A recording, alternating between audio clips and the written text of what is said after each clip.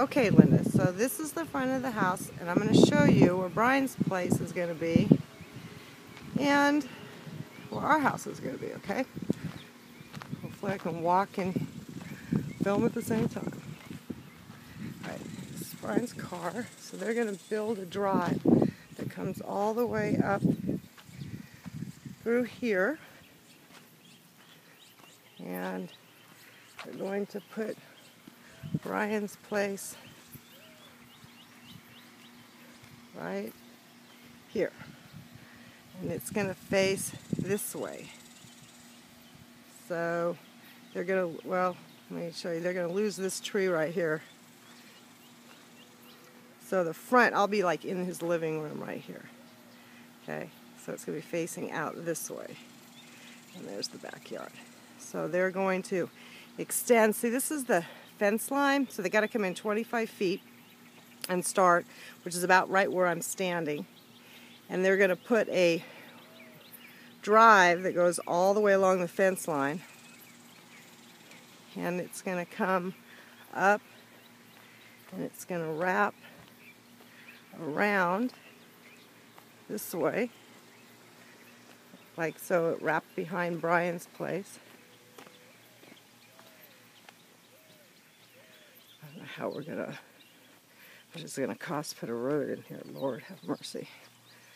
Well, but this is where Jack wanted the house to be.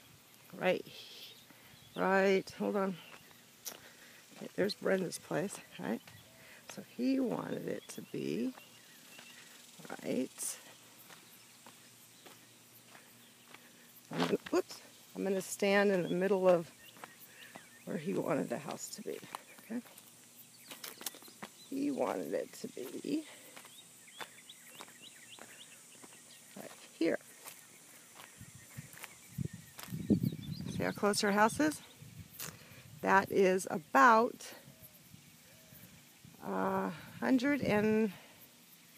240 feet, because we marked these little flaggies.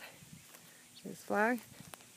So she has to 150 foot from the road is where her house began, and then he added another 150 foot. So that's 300 feet from the front, about 60 foot from her back door. I think it's too close, and the builder said you're going to have issues down the line if forever circumstances change where you need to sell or your kids are going to sell. You're going to have a hard time selling these two places.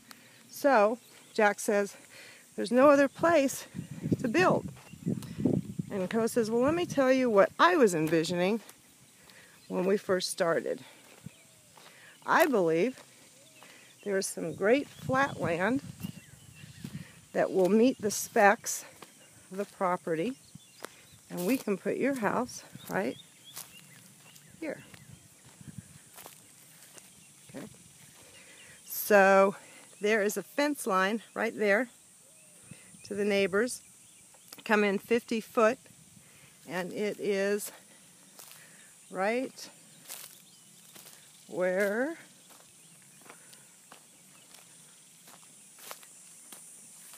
this blue tag, see the blue tag? Okay, that's 50 foot. So we can start building. We'd have to get rid of one tree, because Jack refused to cut down any trees. I told me he wasn't being realistic. So here would be our bedroom, and there now is Brenda's place. See how far it is?